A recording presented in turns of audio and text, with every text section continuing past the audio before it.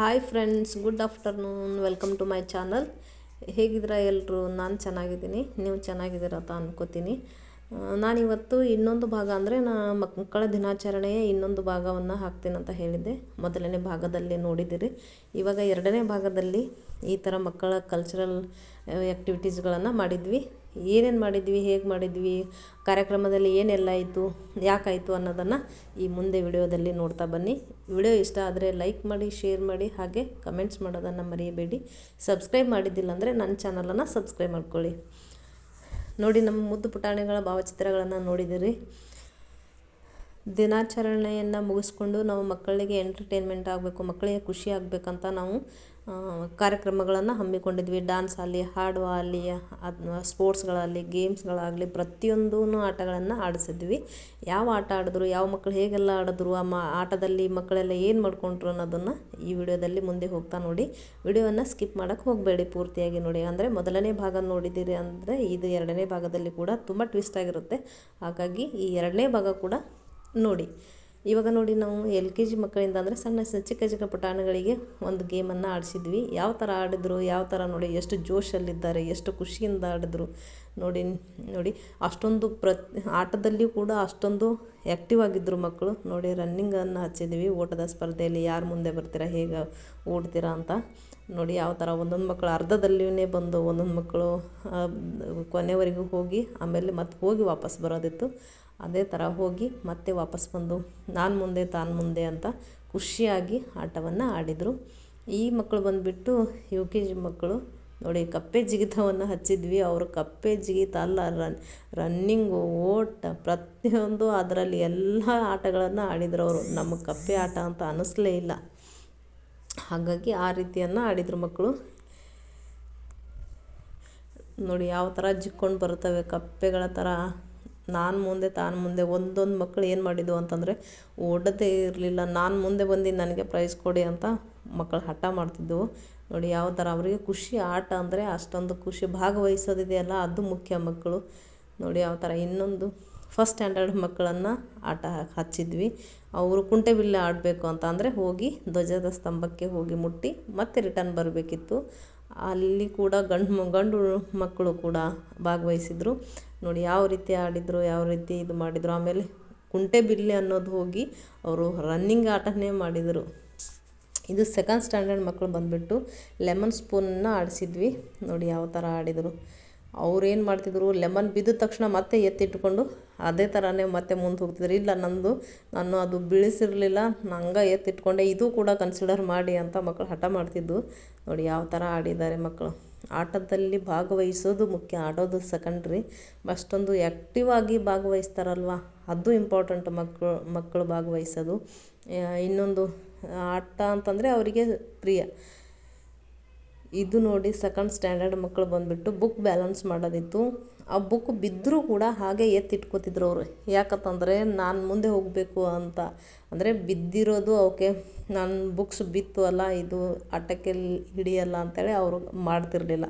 ಯಾಕಂತಂದರೆ ಮತ್ತೆ ಬುಕ್ಕೇ ನಾವು ಇಟ್ಕೊಂಡಿದ್ದೀವಲ್ಲ, ಓಡ್ಕೊಂಡು ಬಂದಿವಲ್ಲ, ಬುಕ್ ಇಟ್ಕೊಂಡು ಕೂಡ ಬಂದ್ವಲ್ಲ ಅಂಥೇಳಿ ಅವ್ರು ಆ ಥರ ಹೇಳ್ತಿದ್ರು. ಇಲ್ಲ, ಬುಕ್ ಬೀಳಬಾರ್ದಮ್ಮ, ಹಂಗೆ ಈ ತಲೆ ಮೇಲೆ ಇಟ್ಕೊಂಡು ಬಂದಿರಬೇಕು, ಬುಕ್ ಬೀಳಿದ್ರೆ ಹಿಡಿಯಲ್ಲ ಅಂತ. ಇದು ಥರ್ಡ್ ಸ್ಟ್ಯಾಂಡರ್ಡ್ ಮಕ್ಕಳು ಬಂದುಬಿಟ್ಟು ಇವಕ್ಕೆ ಜಂಪಿಂಗನ್ನು ಹಚ್ಚಿದ್ವಿ. ಅಂದರೆ 2 ಕಾಲು ಜಂಪ್ ಮಾಡಿಕೊಂಡು ಜಿಗಿದು ಬರಬೇಕು. ಬಟ್ ಇಲ್ಲಿ ಜಂಪ್ ಮಾಡೋದ್ರಲ್ಲಿ ಜಂಪ್ ಅಷ್ಟೇ ಅಲ್ಲ, ಇವರು ಓಡ್ಕೊಂಡು ಬರೋ ಥರನೇ ಬಂದುಬಿಟ್ರು. ನೋಡಿ, ಇನ್ನೂ ಒಂದೊಂದು ಮಕ್ಕಳು ಹಿಂದೆ ಇದೆ.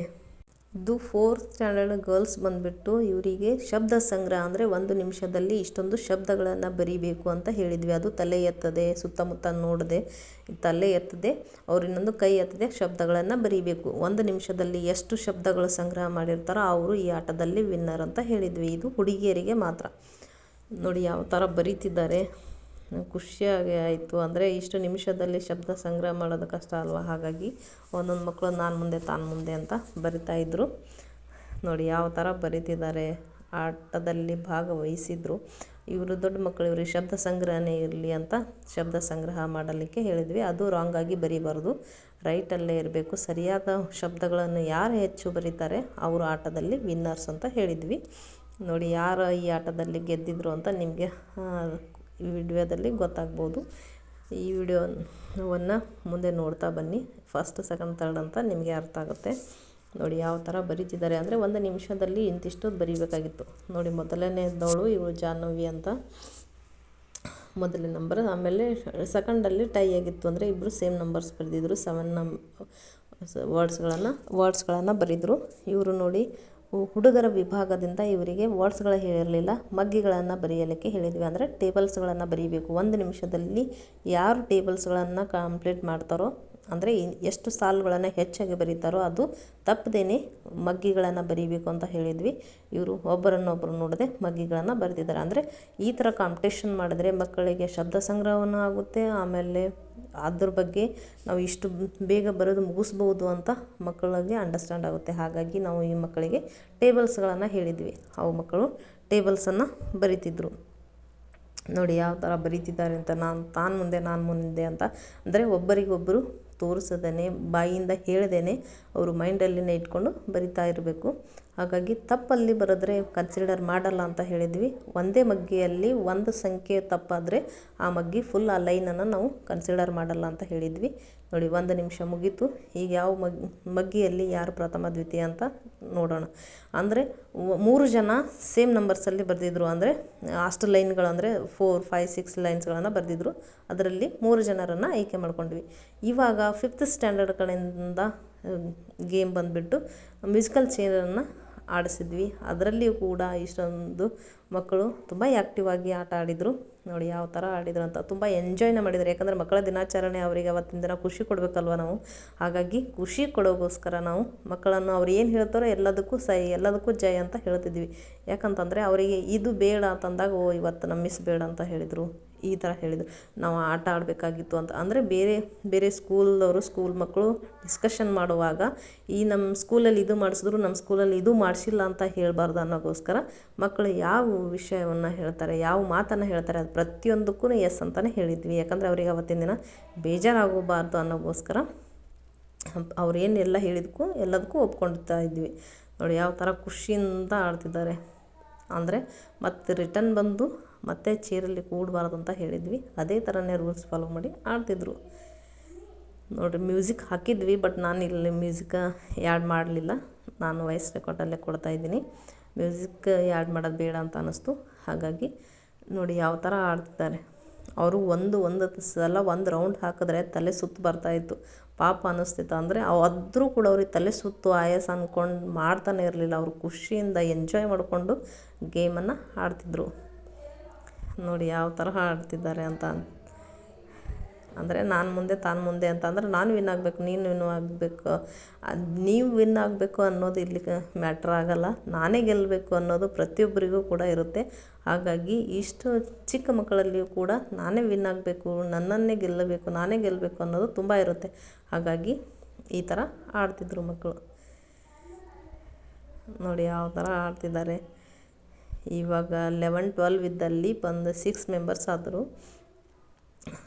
ನೋಡಿ ಈ ಥರ ಸುತ್ತಬೇಕಂತಂದರೆ ದೊಡ್ಡವರಿಗೆ ಕೂಡ ಆಯಾಸ ಆಗುತ್ತೆ, ಬಟ್ ಇವರಿಗೆ ಆಯಾಸ ಆಗಲ್ಲ. ಯಾಕಂತಂದರೆ ಇವರು ಎನರ್ಜೆಟಿಕ್ ಆಗಿರ್ತಾರೆ. ಪ್ರತಿಯೊಬ್ಬರು ದೊಡ್ಡವರು ಕೂಡ ಇರ್ತಾರೆ, ಬಟ್ ಮಕ್ಕಳಲ್ಲಿ ಅವ್ರಿಗೆ ಉತ್ಸಾಹ ಎಲ್ಲ ಇರುತ್ತಲ್ವ. ಹಾಗಾಗಿ ನೋಡಿ ಎಷ್ಟು ಆ್ಯಕ್ಟಿವ್ ಕಡೆಯಿಂದ ಆಡ್ತಿದ್ದಾರೆ. ಒಬ್ಬರು ಮುಖದಲ್ಲಿಯೂ ಕೂಡ ಆಯಾಸ ಬರ್ತಿಲ್ಲ. ಅಂದರೆ ಅಷ್ಟು ಖುಷಿಯಿಂದ ಜೋಶಾಗಿ ಆಡ್ತಿರ್ತಾರೆ ಅವರು. ನೋಡಿ ಯಾವ ಥರ ಆಡ್ತಿದ್ದಾರೆ ಅಂತ. ಅಂದರೆ ಅವರು ಇದೇ ಆಟವನ್ನು ಆಡ್ತೀವಿ, ಇದೇ ಗೇಮನ್ನು ಆಡಬೇಕು ನಾವು ಅಂತ ಆಯ್ಕೆ ಮಾಡಿಕೊಂಡ್ರು. ಹಾಗಾಗಿ ಅವ್ರು ಯಾವುದು ಹೇಳ್ತಾರೋ ಅದೇ ಗೇಮನ್ನು ಆಡಿಸ್ಬೇಕಂತ ನಾವು ಇರಲಿ ಅಂತ ಅವ್ರು ಹೇಳಿದ್ದನ್ನೇ ಕೇಳ್ತಾ ಅದೇ ಆಟವನ್ನು ಆಡಿಸಿದ್ವಿ. ನೋಡಿ ಪ್ರತಿಯೊಬ್ಬರು ಕೂಡ ಅಷ್ಟೊಂದು ಖುಷಿಯಾಗಿ ಈ ಆಟ ಆಡ್ತಿದ್ರು.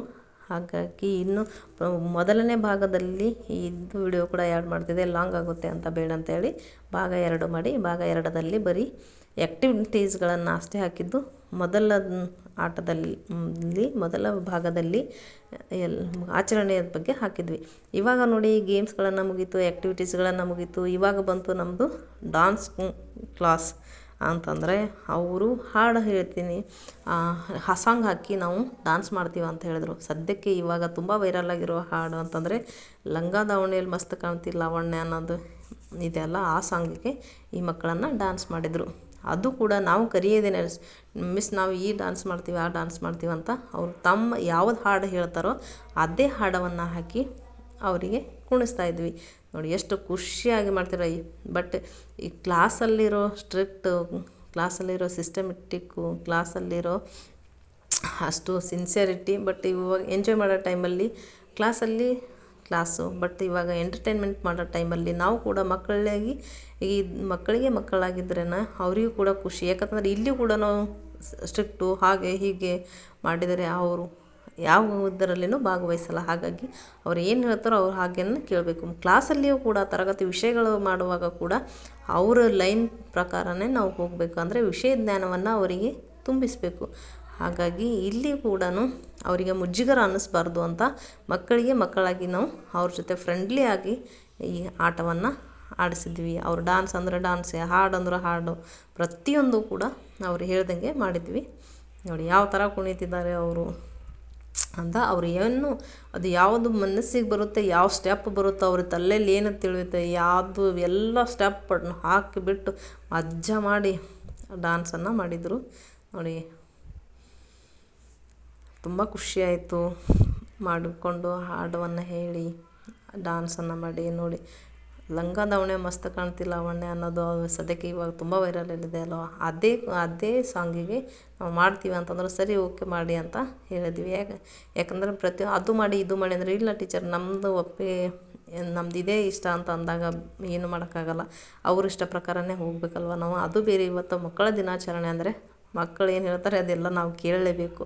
ಹಾಗಾಗಿ ಅದೇ ಸ್ಟೆಪ್ಪಿಗೆ ಡ್ಯಾನ್ಸಿಗೆ ಸ್ಟೆಪ್ ಹಾಕ್ತೀವಿ ಅಂತಂದ್ರೆ ಸರಿ ಓಕೆ ಮಾಡಿ ಅಂತ ಹೇಳಿ ಒಪ್ಕೊಂಡು ಹಾಡನ್ನು ಹಾಕಿ ಮಾಡಿದರು.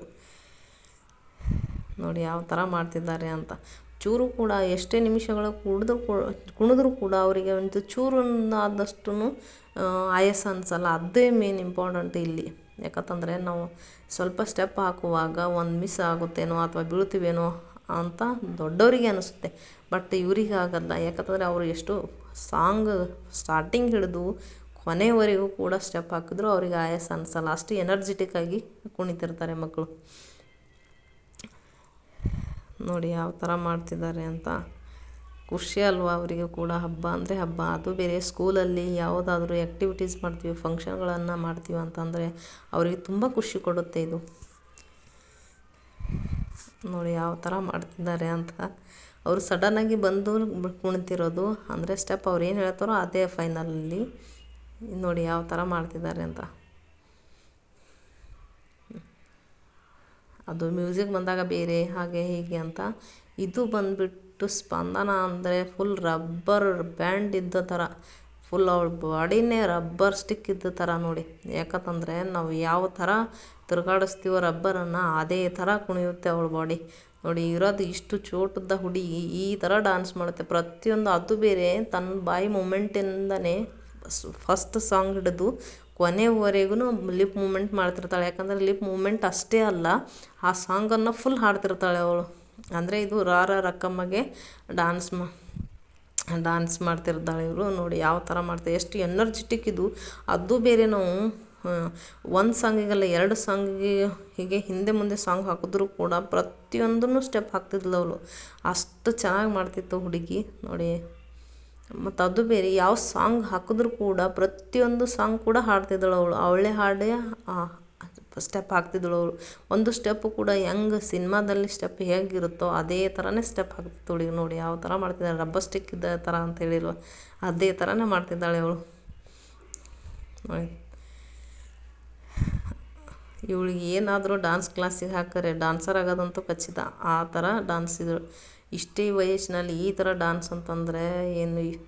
ಅದೇ ಕ್ಲಾಸಲ್ಲಿ ಇವಳು ಟ್ರೈನಿಂಗ್ ಏನಾದರೂ ತೊಗೊಂಡ್ರೆ ಇದು ಡ್ಯಾನ್ಸ ಮುಂದಿನಲ್ಲಿ ದೊಡ್ಡ ಒಂದು ಡ್ಯಾನ್ಸರ್ ಆಗಿ ಇವಳು ಹೊರಹೊಮ್ಮವಳು. ಅಷ್ಟು ಚೆನ್ನಾಗಿ ಮಾಡುತ್ತೆ ಇದು ಹುಡುಗಿ ಡ್ಯಾನ್ಸ್. ಯಾಕಂತಂದರೆ ಇಲ್ಲಿ ನಮ್ಮ ಊರಲ್ಲಿರೋ ಡ್ಯಾನ್ಸ್ ಕ್ಲಾಸ್ಗಳು ಯಾವುವು ಇರಲ್ವಲ್ಲ. ಹಾಗಾಗಿ ಬೇರೆ ಕಡೆ ಹಾಕಬೇಕಂದ್ರೆ ಪೇರೆಂಟ್ಸ್ ಕೂಡ ಬಿಡೋಲ್ಲ. ಹಾಗಾಗಿ ಇದು ತಾನೇ ಮನೆಯಲ್ಲೇ ಕಲಿತು ಈ ಥರ ಡ್ಯಾನ್ಸ್ ಮಾಡುತ್ತೆ ಹುಡುಗಿ ನೋಡಿ. ಒಂದು ಪ್ಲಾಸ್ಟಿಕ್ ಬೊಂಬೆ ಯಾವ ಥರ, ಒಂದು ರಬ್ಬರ್ ಬೊಂಬೆ ಯಾವ ಥರ ಮೂಮೆಂಟ್ ಮಾಡುತ್ತೆ ಆ ಥರ ಬೊಂಬೆ ಕುಣಿದ ಥರ ಕುಣಿತಿತ್ತು ನೋಡಿ ಯಾವ ಥರ ಮಾಡ್ತಿದ್ದಾಳೆ ಅಂತ. ಮತ್ತು ಇನ್ನೊಂದು ಹಾಡು ನೀವು ಅವಳು ಅಬ್ಸರ್ವ್ ಮಾಡ್ತಿರ್ಬೋದು. ಯಾಕಂತಂದರೆ ಅವಳು ಡ್ಯಾನ್ಸಲ್ಲಿ ಸಾಂಗ್ ಹೇಗೆ ಬರುತ್ತೋ ಹಂಗೆ ಲಿಪ್ ಮೂಮೆಂಟ್ ಮಾಡ್ತಿರ್ತಾಳೆ. ಅಂದರೆ ತಾನೇ ಹಾಡಿಕೊಂಡು ಆ ಸಾಂಗನ್ನು ತನ್ನಲ್ಲಿನೇ ತಾನು ಅಳವಡಿಸ್ಕೊಂಡು ಆ ಥರ ಹೊರಹೊಮ್ಮೋ ಥರ ಡ್ಯಾನ್ಸ್ ಮಾಡ್ತಿರುತ್ತೆ ಹುಡುಗಿ. ಇದು ರಕ್ಕಮ್ಮಗೆ ಡ್ಯಾನ್ಸ್ ಮಾಡ್ತಿರೋದು ಇವಳು. ನೋಡಿ ಯಾವ ಥರ ಮಾಡ್ತಿದ್ದಾಳೆ ಅಂತ. ತುಂಬಾ ಖುಷಿಯಾಗುತ್ತೆ ಮಕ್ಕಳು ಇದು ಈ ಥರ ಎಂಟರ್ಟೈನ್ಮೆಂಟ್ ಮಾಡೋದು, ಖುಷಿ ಪಡೋದು ನೋಡಿ ತುಂಬ ಖುಷಿ ಆಗುತ್ತೆ ಇದು. ನೋಡಿ ಯಾವ ಥರ ಸ್ಟೆಪ್ ಹಾಕ್ತಿದ್ದಾಳೆ ಅವಳು. ನೋಡಿ ಗೊಂಬೆ ಕುಣಿದ ಥರ ಕುಣಿತು ಇದು. ನೋಡಿ ಇಷ್ಟು ಪುಟ್ಟ ಪುಟ್ಟ ಕಂದಮ್ಮಗಳ ಡ್ಯಾನ್ಸ್ ಮಾಡೋದು ನೋಡಿದರೆ ಆತ ಎಲ್ಲರಿಗೂ ಕೂಡ ಖುಷಿ ಆಗುತ್ತೆ ಇದು. ಇವ್ರು ಬಂದುಬಿಟ್ಟು 5ನೇ ತರಗತಿಯಿಂದ ಅವ್ರು ಬಂದುಬಿಟ್ಟು ನಾವು ಬೇರೆ ಒಂದು ಸಾಂಗಿಗೆ ಮಾಡ್ತೀವಂತ ಇವರು ಮಿಕ್ಸ್ ಸಾಂಗ್ ಮಾಡಿದರು. ಅಂದರೆ ಒಂದು ಸಾಂಗಲ್ಲಿ 5-6 ರಿಮಿಕ್ಸ್ ಸಾಂಗ್ ಮಾಡಿದರು ಇವರು. ಹಾಗಾಗಿ ಯಾವ ಸಾಂಗ್ ಅಂತ ಹೇಳೋಕ್ಕಾಗಲ್ಲ. ನೋಡಿ ನೀವೇ ಸ್ಟೆಪ್ ನೋಡಿ ಇದು ಮಾಡ್ತಿರ್ಬೇಕು. ಇದು ಏನು ನಾಚುತ್ತೆ ನನ್ನ ಮೂಗುತಿ ಅಂತ ಅನ್ನೋ ಸಾಂಗ್ ಇದೆಯಲ್ಲ, ಆ ಸಾಂಗಿಗೆ ಡ್ಯಾನ್ಸ್ ಮಾಡ್ತಿದ್ರು. ಅಂದರೆ ಒಂದೇ ಸಾಂಗ್ ಅಂತಲ್ಲ, 3-4 ಸಾಂಗ್ಗಳ ಇದರಲ್ಲಿ ಕನ್ಸಿಡರ್ ಇತ್ತು. ಹಾಗಾಗಿ ಎಲ್ಲ ಸಾಂಗಿಗೆ ಅವರು ರಿಮಿಕ್ಸ್ ಸಾಂಗಿಗೆ ಸ್ಟೆಪ್ ಹಾಕ್ತಿದ್ರು. ನೋಡಿ ಏನು ಪ್ರಾಕ್ಟೀಸ್ ಮಾಡಿ ಮಾಡ್ತಾರೇನೋ ಅನ್ನೋ ಥರ ಮಾಡ್ತಿದ್ರು. ಯಾಕಂದರೆ ಎಲ್ಲರೂ ಒಂದೇ ಸೇಮ್ ಸ್ಟೆಪ್ಸು, ಎಲ್ಲ ಸೇಮ್. ನೋಡಿ ಯಾವ ಥರ ಮಾಡ್ತಿದ್ದಾರೆ ಅಂತ ಖುಷಿ ಅನಿಸುತ್ತಲ್ವ ಮಕ್ಕಳ ಡ್ಯಾನ್ಸ್ ನೋಡಿ. ಇನ್ನೊಂದು ಅವರು ಈ ಒಂದು ಹುಡುಗಿ ಫಸ್ಟ್ ಭಾಗದಲ್ಲಿ ನೀವು ನೋಡಿರಬೇಕು, ಒಂದು ಹುಡುಗಿ ಹೇಳಿದಳು, ಇವತ್ತು ನಮ್ಮ ದಿನ ಅದ, ಇವತ್ತು ಪಾಲಕರಾಗಲಿ ಅಥವಾ ಟೀಚರ್ ಆಗಲಿ ನಮಗೆ ಏನೂ ಅನ್ನೋಕ್ಕೆ ಸಾಧ್ಯ ಇಲ್ಲ, ಇವತ್ತು ಏನೂ ಅನ್ನೋದು ಕೂಡ ಆಗಬಾರ್ದು, ನಾವು ಏನು ಹೇಳ್ತೀವೋ ಅದೇ ಆಗಬೇಕು ಅಂತ ಒಂದು ಸಾಂಗ್ ಕೂಡ ಹಾಡಿದ್ಳು ಅವಳು. ಆ ಸಾಂಗಿನ ಥರನೇ ನಾವು ಮಾಡಿದ್ವಿ. ಯಾಕಂತಂದರೆ ಆ ಸಾಂಗ್ ಇರೋದು ಹಾಗೆ, ಮಾಡೋದು ಕೂಡ ನಾವು ಹಾಗೆ ಮಾಡಬೇಕಲ್ವ. ಯಾಕಂತಂದರೆ ಆ ಮಕ್ಕಳ ದಿನಾಚರಣೆ ಅಲ್ವ ಇದು. ಮಕ್ಕಳ ದಿನಾಚರಣೆಯಿಂದ ಮಕ್ಕಳಾಗಿಯೇ ಇದ್ದು ಮಕ್ಕಳು ಹೇಳಿದ ಹಾಗೆಯೇ ಮಾಡಿ ಅವರಿಗೆ ಎಂಟರ್ಟೈನ್ಮೆಂಟ್ ಕೊಡುವ ದಿನ ಇದು. ಯಾಕಂದರೆ ಬೈಯೋದಾಗಲಿ ಸಿಡಿ ಮಾಡೋದಾಗಲಿ ಆ ಥರ ಮಕ್ಕಳಿಗೆ ಯಾವತ್ತೂ ಮಾಡೋಕ್ಕೆ ಹೋಗಬಾರ್ದು. ಬೈದರೂ ಕೂಡ ಏನೋ ಒಂದು ಬುದ್ಧಿಮಾತಿಗೆ ಅಥವಾ ಅವರ ವಿಷಯದಲ್ಲಿ ಏನಾದರೂ ಹಿಂದೆ ಉಳಿದಿರೋದೆ ಅದು ಬೈದು ಹೇಳೋದು ಪರವಾಗಿಲ್ಲ, ಅದು ಓಕೆ. ಹಾಗಾಗಿ ಅವ್ರು ಪ್ರತಿದಿನವೂ ಅದೇ ಥರ ಮಾಡಿದೀವಿ. ಮಕ್ಕಳ ದಿನಾಚರಣೆ ಕೂಡ ಅದೇ ಥರನೂ ಮಾಡಿದೀವಿ ಅಂತಂದರೆ ಮಕ್ಕಳು ಯಾವುದಕ್ಕೂ ಕೂಡ ಪ್ರತಿಯೊಂದು ಮಕ್ಕಳಿಗೂ ಕೂಡ ಪರಿಣಾಮ ಬೀರುತ್ತೆ. ಹಾಗಾಗಿ ಮಕ್ಕಳನ್ನು ನಾವು ಪ್ರೀತಿಯಿಂದ ಒಲಿಸ್ಕೊಂಡು ಪಾಠವನ್ನು ಮಾಡಿದರೆ ಮಕ್ಕಳಿಗೆ ಕೂಡ ಅರ್ಥ ಆಗುತ್ತೆ. ನೋಡಿ ಇವಳು ಕೂಡ 3rd ಸ್ಟ್ಯಾಂಡರ್ಡ್ ಇವಳು. ನೋಡಿ ಯಾವ ಥರ ಮಾಡ್ತಿರೋ, ಒಂದು ಬಟರ್ಫ್ಲೈ ಕುಣಿದ ಥರ ಕುಣಿತಿತ್ತು ಮಗಳು, ಆ ಥರ ಕುಣಿತಿತ್ತು. ನೋಡಿ ಕಾಲುಗಳ ಹೆಜ್ಜೆಗಳೇ ನೋಡಿ ಯಾವ ಥರ ಸ್ಟೆಪ್ಸ್ ಹಾಕುತ್ತೆ ಅಂತ. ಒಂದು ಕಡೆ ನಿಲ್ತರೆ ಒಂದು ಕಡೆ ನಿಲ್ಲಲ್ಲ ಹೆಜ್ಜೆಗಳು, ಆ ಥರ. ಇದು ಸ್ಟಾರ್ಟಿಂಗಿಂದನೂ ಎಂಡ್ವರೆಗೂ ಇದೇ ಥರನೇ ಎನರ್ಜೆಟಿಕ್ ಆಗಿತ್ತು, ಅದೇ ಥರನೇ ಡ್ಯಾನ್ಸ್ ಮಾಡ್ತಿತ್ತು ಮಗು. ಅಷ್ಟು ಚೆನ್ನಾಗಿ ಮಾಡ್ತಿತ್ತು. ನೋಡಿ ಯಾವ ಥರ ಕುಣಿತಿದೆ ಅಂತ. ತುಂಬ ಖುಷಿ ಅಲ್ವಾ ಇದು ಮಕ್ಕಳನ್ನ ನೋಡಿ. ನಮಗೂ ಕೂಡ ಖುಷಿ ಆಗುತ್ತೆ. ಮಕ್ಕಳ ಜೊತೆನೇ ಮಕ್ಕಳಾಗಬೇಕಂತ ನಮಗೂ ಖುಷಿ. ಯಾಕಂದರೆ ಈ ಟೈಮ್ ಈ ಲೈಫ್ ನಮಗೆ ಮತ್ತೆ ರಿಟರ್ನ್ ಆಗಿ ಸಿಗಲ್ವಲ್ಲ. ಹಾಗಾಗಿ ಮಕ್ಕಳ ಜೊತೆನೇ ನಾವು ಎಂಟರ್ಟೈನ್ಮೆಂಟ್ ಮಾಡೋದು, ಮಕ್ಕಳ ಜೊತೆನೇ ಖುಷಿ ಪಡಬೇಕು ನಾವು. ನಮ್ಮ ಬಾಲ್ಯದ ನೆನಪುಗಳನ್ನು ಈ ಮಕ್ಕಳ ಜೊತೆನೇ ನಾವು ತೊಗೊಂಡು ಅಂದರೆ ಬಾಲ್ಯದ ನೆನಪುಗಳು ನಮಗೆ ಮಕ್ಕಳ ಜೊತೆ ಬರ್ತಿರ್ತವೆ. ಯಾಕಂದರೆ ನಾವು ಇದು ಕೂಡ ಹಂತ ದಾಟ್ಕೊಂಡು ಹೋಗಿರ್ತೀವಿ, ಮತ್ತೆ ಬರೋಕ್ಕೆ ವಾಪಸ್ ಬರೋಕ್ಕೆ ಆಗಲ್ಲದು. ಹಾಗಾಗಿ ಮಕ್ಕಳ ಜೊತೆನೇ ನಾವು ಕೂಡ ಬಾಲ್ಯದ ನೆನಪುಗಳನ್ನು ತೊಗೊಂಡು ಮಕ್ಕಳಾಗಿಯೇ ಇರಬೇಕು ಅಂತ ಹೇಳ್ತೀನಿ. ಮೊದಲು ಮಕ್ಕಳನ್ನು ಮನೆಯಲ್ಲಾಗಲಿ ಅಥವಾ ಶಾಲೆಗಳಾಗಲಿ ಮಕ್ಕಳನ್ನು ಆಕರ್ಷಣೆಯ ಮೊದಲು ಮುಖ್ಯ. ಯಾಕಂತಂದರೆ ಮಕ್ಕಳನ್ನು ಎಷ್ಟು ನಾವು ಆಕರ್ಷಣೆ ಮಾಡ್ಕೊಳ್ತೀವೋ ಅಷ್ಟು ಮಕ್ಕಳನ್ನು ತುಂಬ ಹಚ್ಕೊಳ್ಳುತ್ತೆ. ಅಂದರೆ ಪಾಲಕರ ಆಗಲಿ ಅಥವಾ ಶಿಕ್ಷಕರಾಗಲಿ ಶಿಕ್ಷಕರಲ್ಲಿ ತಮ್ಮ ಪಾಲಕರನ್ನು ಕಾಣ್ಕೊಳ್ಳುತ್ತೆ. ಹಾಗಾಗಿ ಎಲ್ಲ ಮಕ್ಕಳನ್ನು ಪ್ರೀತಿಯಿಂದ ಕಾಣಿ, ಮಕ್ಕಳಿಗೆ ಮಕ್ಕಳಾಗಿ ಅಥವಾ ಮಕ್ಕಳಿಗೆ ಸ್ನೇಹಿತರಾಗಿ, ಅಂದರೆ ಅವರ ಬುದ್ಧಿಮಟ್ಟಕ್ಕೆ ಅವ್ರ ತಿಳುವಳಿಕೆ ಮಟ್ಟಕ್ಕೆ ನಾವು ಹೋಗಿ ಮಕ್ಕಳಾಗಿದ್ದರೆ ನಾವು ಒಂದು ಮಕ್ಕಳಲ್ಲಿ ಪರಿಪೂರ್ಣತೆ ಅಂತ ಅನ್ಕೋಬೋದು. ನಾನು ಇಷ್ಟೊತ್ತು ಮಾತಾಡಿರುವ ಈ ವಿಡಿಯೋದಲ್ಲಿ ಏನಾದರೂ ತಪ್ಪು ತಡೆಗಳಾದರೆ ಕ್ಷಮೆ ಇರಲಿ. ನೋಡಿ ಯಾವ ಥರ ಮಾಡುತ್ತೆ ಮಗು ಅಂತ. ಅಂದರೆ ನಾವು ಹೇಳಿದ ಸಾಂಗಿಗೆ ಸ್ಟೆಪ್ಸ್ ಹಾಕಬೇಕಂತ ಅಲ್ಲ, ತಾವು ಯಾವುದು ಹೇಳ್ತಾರೋ ಅದೇ ಹಾಡಿಗೆ ಸ್ಟೆಪ್ ಹಾಕ್ತಿದ್ರು. ಯಾಕಂದರೆ ಅವರು ಹಾಡು ನಮ್ಮದು ಹಾಡು ಹೇಳಿದರೆ ಅವ್ರಿಗೆ ಸ್ಟೆಪ್ಸ್ ಇದು ಆಗಲ್ಲ. ಹಾಗಾಗಿ ಅವ್ರು ಹೇಳಿದ ಸಾಂಗಿಗೆ ಸ್ಟೆಪ್ಸ್ ಹಾಕ್ತಿದ್ದು ಮಕ್ಕಳು. ತುಂಬ ಎನರ್ಜೆಟಿಕ್ಕಾಗಿ ಡ್ಯಾನ್ಸ್ ಮಾಡಿದ್ದು ನೋಡಿ ಯಾವ ಥರ ಅಂತ. ಯಾಕಂದರೆ ಇವತ್ತು ಅವ್ರು ಹೇಳಿದ್ದು ನಾವು ಕೇಳಬೇಕಲ್ವಾ. ಹಾಗಾಗಿ ನೋಡಿ ಎಲ್ಲರೂ ಈ ವಿಡಿಯೋವನ್ನು ಕೊನೆವರೆಗೂ ನೋಡಿ ಅಂತ ಹೇಳ್ತಾ ಆಚರಣೆ ಮಾಡಿದ್ವಿ. ಇದು ಮಕ್ಕಳಿಗೆ ಕೊನೆಯ ಟೈಮಲ್ಲಿ ಮೊದಲ ಸೆಮಿಸ್ಟ್ರಿಯಲ್ಲಿ ಫಸ್ಟ್ ಸೆಕೆಂಡ್ ತರ್ಡ್ ಬಂದಂಥ ಮಕ್ಕಳಿಗೆ ಪ್ರೈಸನ್ನು ಕೊಟ್ವಿ. ಆಮೇಲೆ ಎಲ್ಲ ಮಕ್ಕಳಿಗೂ ಕೂಡ ಗಿಫ್ಟನ್ನು ಕೊಟ್ವಿ. ಪ್ರತಿಯೊಂದು ಮಗುವಿಗೂ ಕೂಡ ಮಕ್ಕಳ ದಿನಾಚರಣೆಯ ಸಲುವಾಗಿ ಎಲ್ಲ ಮಕ್ಕಳಿಗೆ ಗಿಫ್ಟನ್ನು ಕೊಟ್ವಿ ಅಂತ ಹೇಳ್ತಾ ನನ್ನ ವಿಡಿಯೋವನ್ನು ಮುಗಿಸ್ತಾ ಇದ್ದೀನಿ. ಥ್ಯಾಂಕ್ ಯು, ಧನ್ಯವಾದಗಳು.